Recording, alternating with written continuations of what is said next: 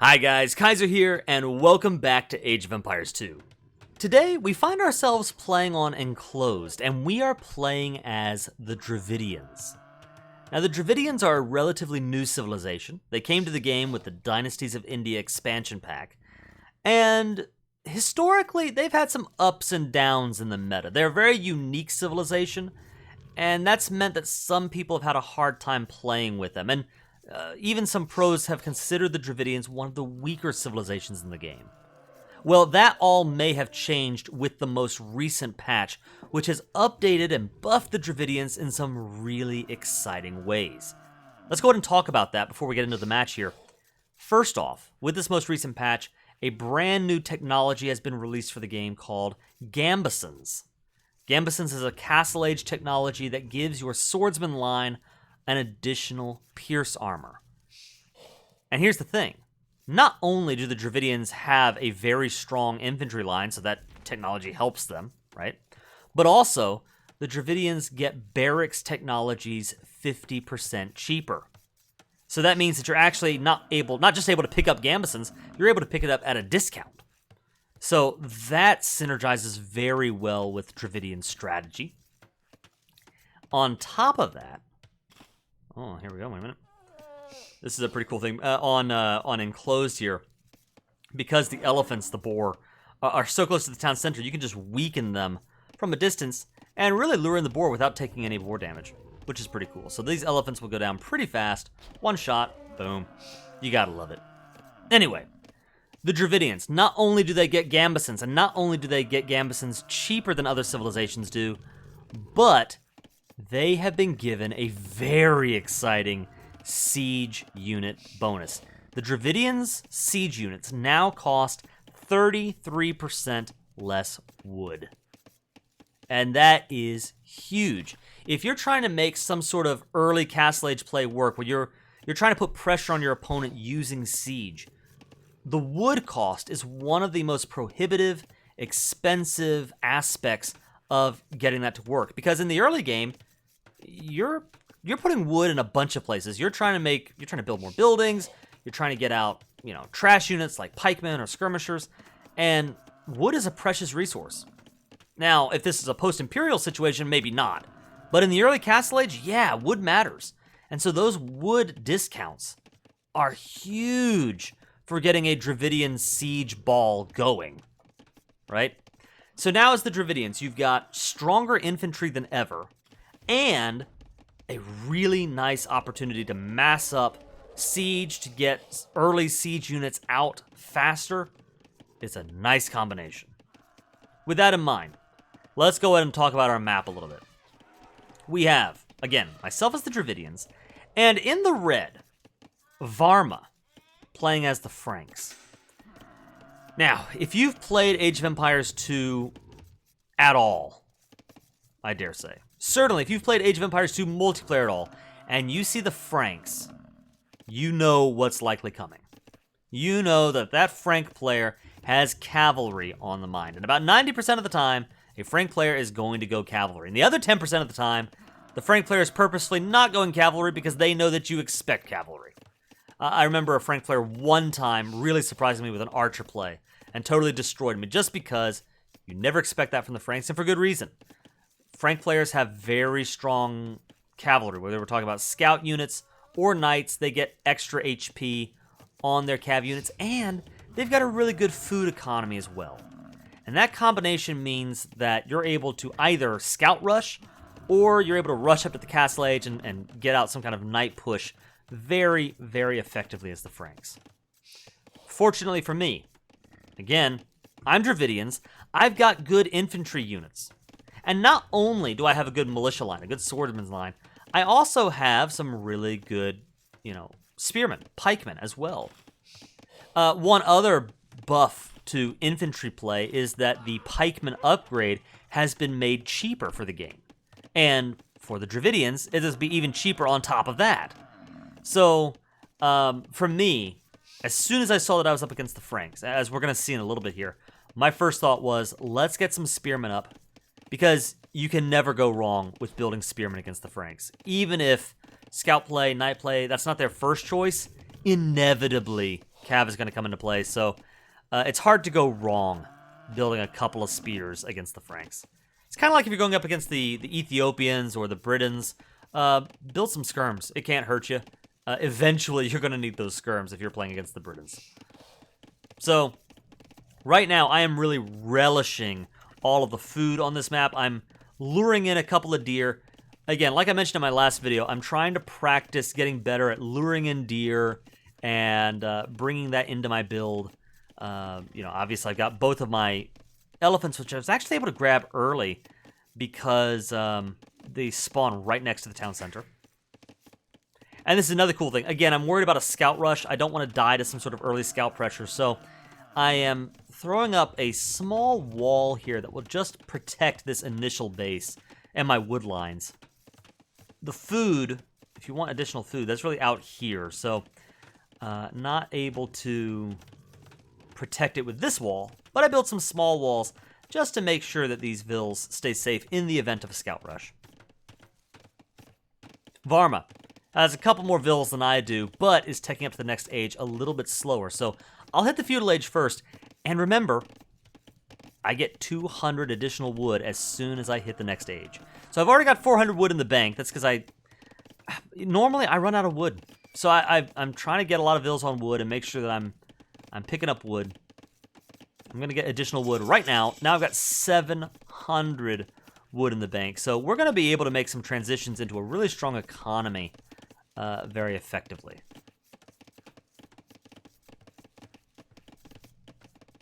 Here we go. So I've got a scout out. Trying to figure out what I should do. And here, bam, bam. One right after the other. Horse collar and double bit axe coming online. I've got the wood. I've got the food. And as soon as this tech comes in, I say soon. No, I'm sorry. Not as soon as the tech comes in. As soon as I finish with these water buffalo, then I will throw it on farms. And honestly, I think this might be a mistake. I think a small thing that would help me out is if I'd actually grabbed a couple of vills and started farm production and slowly made the transition from water buffalo to a farm food eco, rather than waiting until I finish all the buffalo and then build all the farms. Because I think that creates a stagger effect for your food that's really not so great. If you transition more gradually, then your food economy is going to be a little bit smoother. So I think that would have been a nice choice. Even though you do see I got my first farm down. Now he's going to wood. All right, here we go. 5 spearmen up. And you may have seen that I got supplies already. So I have a game plan in mind as soon as I start this match. As I find myself housed, my game plan is to go infantry. I want to keep practicing with gambesons. I find this technology fascinating. I want to see, not just at a professional level. I mean, I'm really curious to know what the Viper thinks, what Hera thinks, what Tato and Doubt think. I want to see at the highest level what people do with gambesons. But, I mean, if I'm being honest, I'm even more concerned about what's happening at my level. I want to know if gambesons really makes a difference. And I was of the opinion, even before this tech, that infantry were underutilized. I think that, there's a long-standing complaint that infantry weren't good enough in the meta. But I really think that people were just maybe parroting what's happening at the pro level and missing out on what you can do with infantry at an 1100 elo, 1200 elo level. So I was already of that opinion. Now we have this this buff here with gambesons that I think is really exciting. I want to practice with it, right? So we're getting up a lot of food, making sure that we've got vills on gold in order to get that push going. Meanwhile, I've sort of missed the early action here.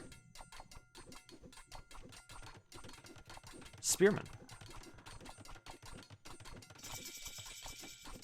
Moving in. Varma hits the castle age. Yeah, so we actually need to rewind a little bit, because I sort of missed this part of the action. I move forward with my spears, hoping to maybe catch a couple of scouts in a scout rush or something like that.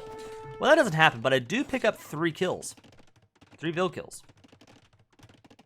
And if you'll notice, wow, I mean, I am up Vil-wise 35 to 26. Now, that looks like a lot. That's because I killed 3 Vils, so that would have been closer. And then he's just gone up to the castle age. So he's got some serious advantage over me on that. Now this is really nice. I'm really happy with moving forward with these spears. Not just because I happen to actually get some Vil kills. On enclosed, I think it's worth it to try to get some early pressure out because you have these exposed villagers and you can get in some really nice damage. I've shut down his gold economy. So he has no Vils on gold right now. And he was wanting to go archers. Well, I'd say archers. Maybe it's skirms. Archers or skirmishers. But either way, he's wanting to get ranged units out. And I was able to shut that down for a long time. Thanks to 5 spearmen, which I was going to build anyway to go up against Cav. But by moving forward and doing something with these units, I've seriously impacted Varma's early strategy. Yep, skirm's coming out in order to do bonus damage against the spearmen.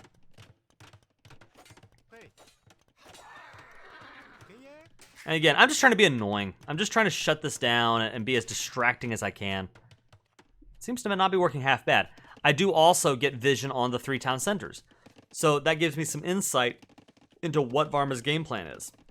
And typically, it's at this point in the game where you are going to make the choice that defines the rest of the match.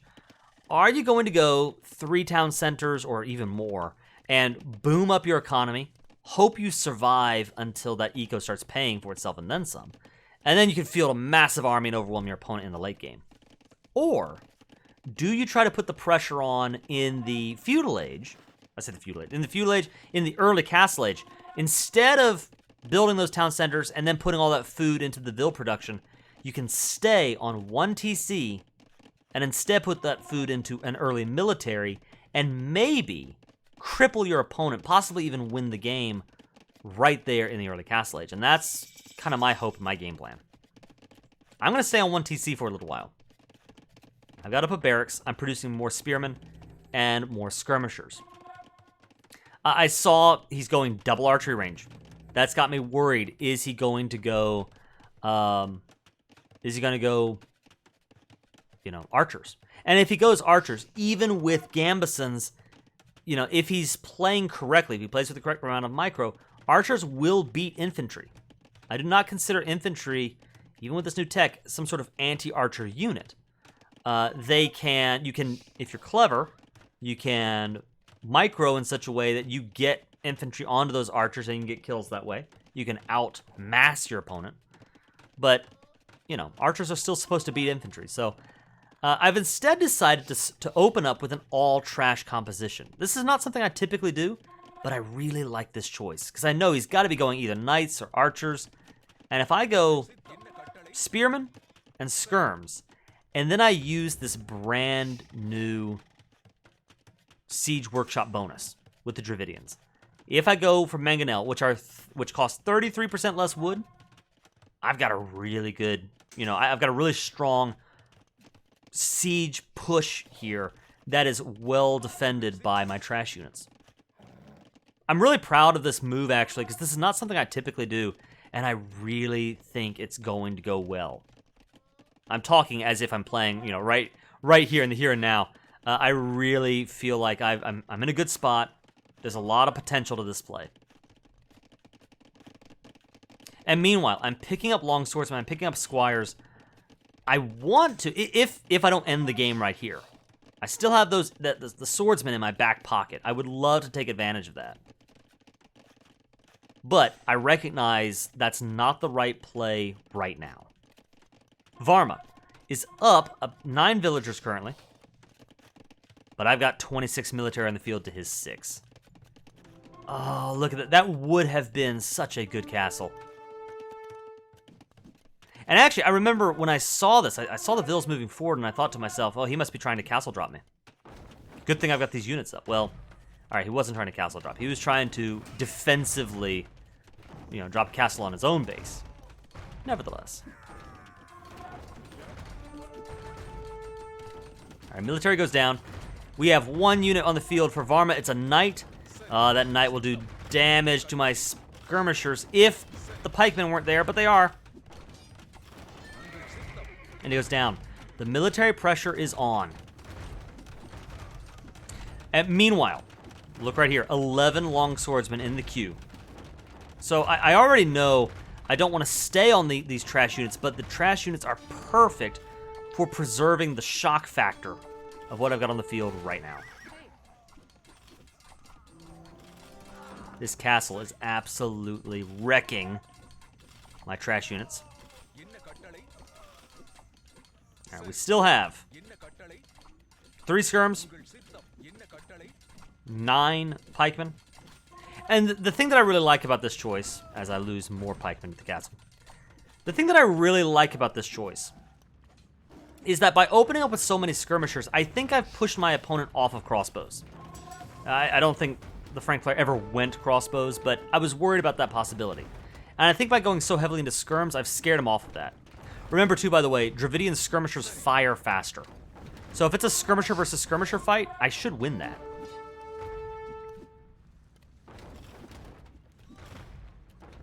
Not to mention, I have Mangonel, and if a massive skirmishers get too close, the Mangonel will handle business. Right? Here, the spearmen, they die for the cause. What they're doing their job. They are just slowing this push so that we can knock out these town centers. There it is. Okay, so let's give Varma some credit. He's up 13 vills over me, and he is picking up some military numbers. That's the good news for him. The bad news is they're all skirms, because he's trying to counter the pikemen. He's trying to go toe-to-toe with my own skirmishers, right? And what he doesn't realize is I have a mass of 16 longswordsmen and some skirmishers behind that. And these guys have everything. They've got iron casting. They're going to get the scale mail armor, and they should, yes, they already have gambesons up as well.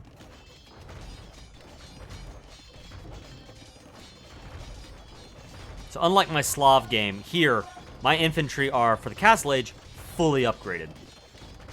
And now what do? You got a couple of knights, but you know what? Those knights are going to lose this fight, especially because he doesn't have all the blacksmith techs. I do.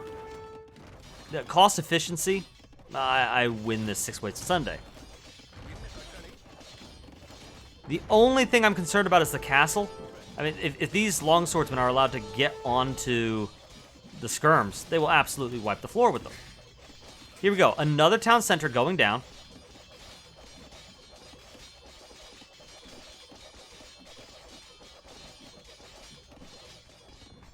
He has an eco lead, but the military pressure is strong for the Dravidians. So let's just snapshot this moment, okay?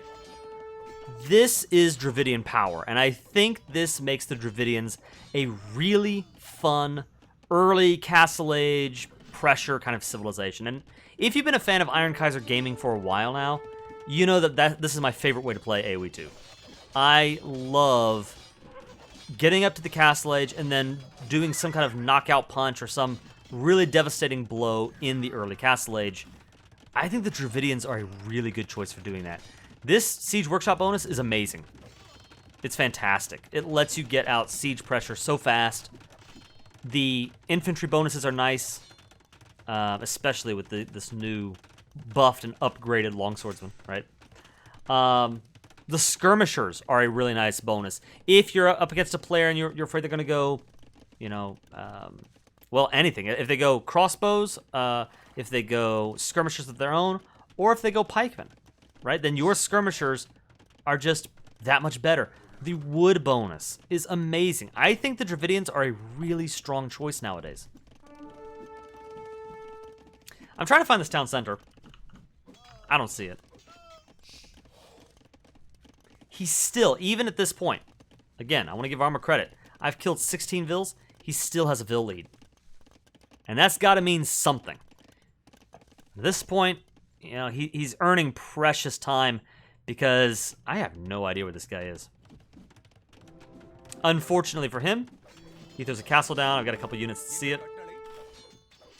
So, I find the castle. Do I knock down this castle? Let's find out. Okay, no I don't. He deletes it. And look at this. Varma. On the back foot, going up to the Imperial Age. What? That's a gutsy move. This is a mistake, though. See, this is the beautiful thing about going infantry, with going Gambeson's empowered infantry, is you can just dive under a town center. And, yeah, you'll take some damage, but... I mean, look, this castle's just... Or this town center is just going to go down. Fortunately for him, this is not the TC that's working on Imperial Age, so he should get this tech up. How many resources has he lost so far? Just resources on the TCs. That's 100 stone and 275 wood each.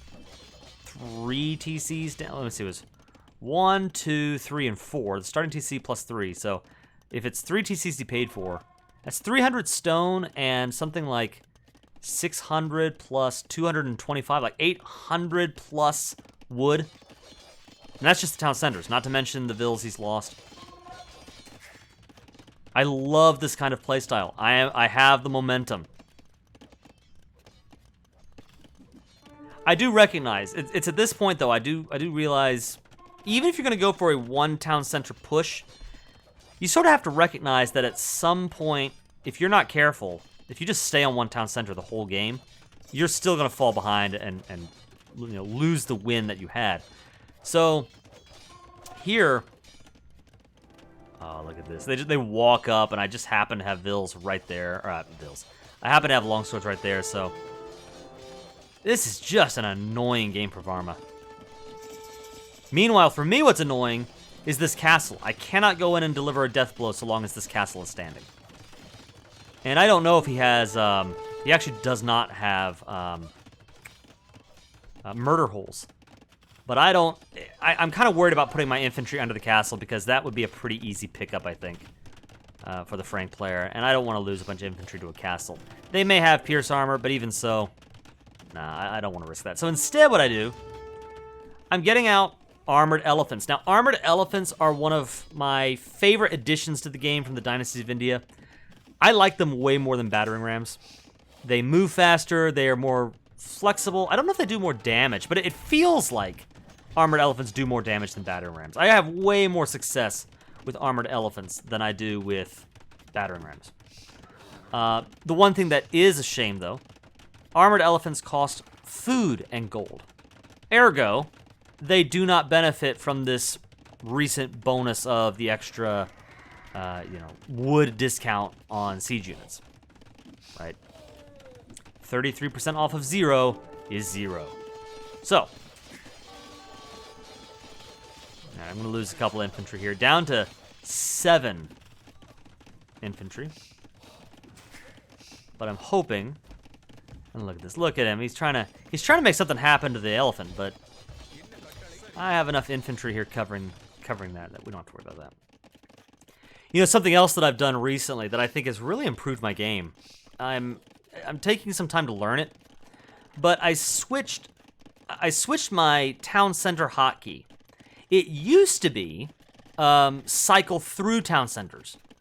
So if I have 3 or 4 town centers, I click this and say Vil, this Vil, this Vil.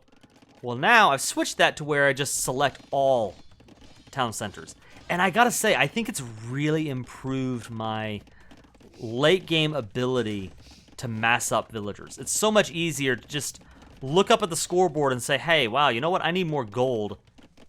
Click one button to select all the town centers and say, hey, throw 10, 15 more vills that way. It's really cool, and I underestimated just how impactful that would be. And so if you haven't toyed around with your hotkeys, that's a suggestion that I've got for you that I think will make your game stronger. Find out what your select all TC hotkey is, and maybe switch it to something useful, because that's a really good one to have. Now, I find this fascinating, and I've got to applaud Varma for this choice. I think it's a really exciting choice. The Frank player has thrown down 3 siege workshops and is massing up scorpions.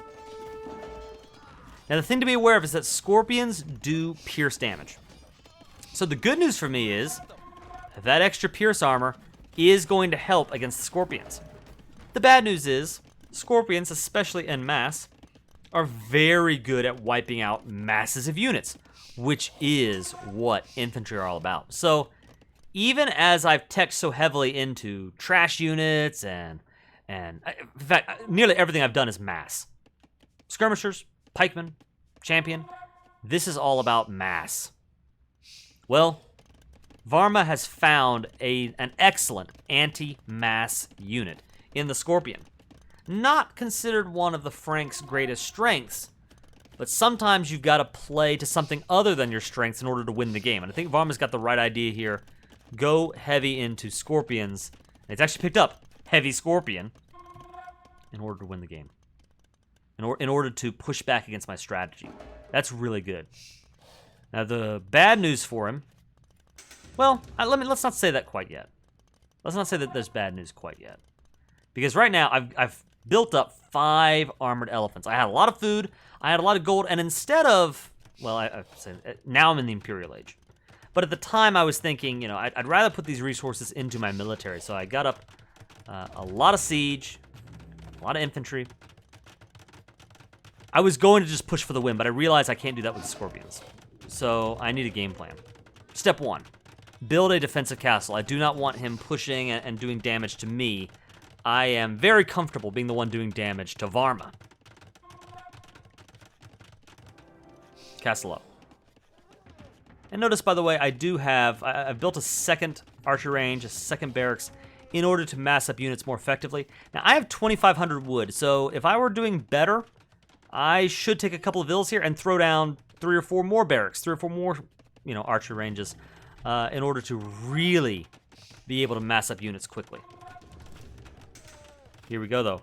Mangonel on the way, which, one more time, Dravidians get these units way cheaper. Now, yes, I do have 2,800 wood, so the wood discount maybe is not the biggest thing in the world.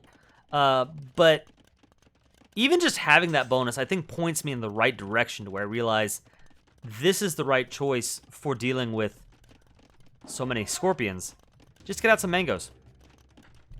And I don't even need that many mangonel, because if I use my units right, I can distract with my infantry. While the mangonels, even just 1 or 2 mangoes, does a good job of clearing out this push. And here we go. The fight begins. Let's check here. We have 16 Scorpions up against 20 infantry. I don't think I need to say this, but the Scorpions cost an awful lot more than the infantry do. A couple of throwing axemen out. All right. The infantry die. That's the bad news. The good news is a lot of Scorpions go down too. We went down from 16 to 6. And now, his castle's being threatened.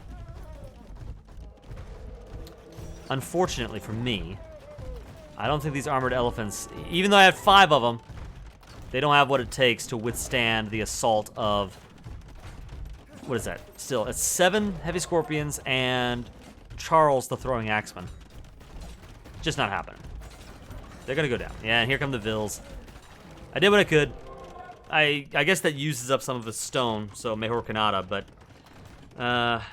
not really going to bring down that castle, unfortunately. That's the bad news. Treb's on the way, though. And we're just able to keep the infantry play going. And here we go. Finally, I recognize, you know, I lost those infantry units rather than kind of putting this unnecessary choke on my army production by limiting myself to 2 barracks. Why not just throw down triple that amount and mass up infantry so much quicker?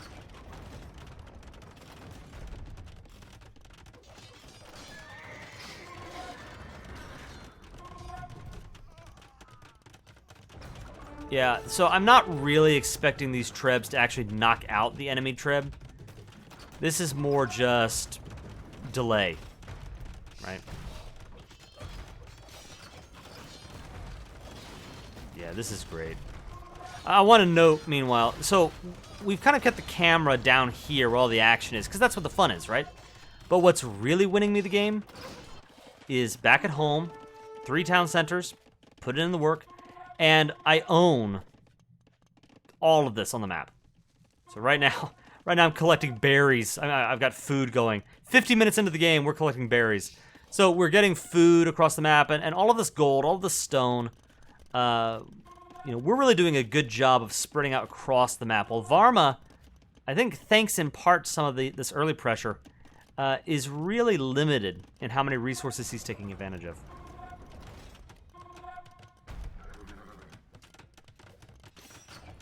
All right, we're making a switch over to Halberdier. I've got a couple of Arumi swordsmen out, which was really more of a defensive choice just to protect the Treb. Arumi swordsmen are pretty cool. They're a fun unit. But I think, and maybe someone wants to chime in the comments below on whether you would prefer Arumi swordsman or long swordsman here. But go ahead and leave me a comment below on that. I think I prefer the swordsman. Just go swordsman. They're cheaper. You flood the map with them. Either way. Varma finally realizes I'm out. I've got nothing left here. Let's go ahead and just call the GG. And it calls it. I loved this game. This was one of my favorite AoE 2 games that I've played in a long, long time. I just really liked the trash opening. I think that was a great counter to typical Frank play. Moving from that into their really strong swordsman line with, again, cheaper Gambesons, cheaper barracks techs across the board, right? And then pairing that up now with this new Dravidian bonus, 33% cheaper siege, which, let's be honest, I think 85% of the time means cheaper mangonel, right? Cheaper mangoes is huge, especially for that wood discount. That is amazing. And it gives you just some incredible power spike potential to really define the tempo of the game early. This was an amazing game to play, an absolute blast. I enjoyed playing it. I hope you guys enjoyed watching it. If you did, like the video, leave me a comment below letting me know you enjoyed it. Let me know what you want to see next. I really appreciate hearing from you guys. And thank you so much for watching. Let me know who you want to see next. What civilization are you interested in checking out? For now, this is the Iron Kaiser, signing off. Have a great day, guys.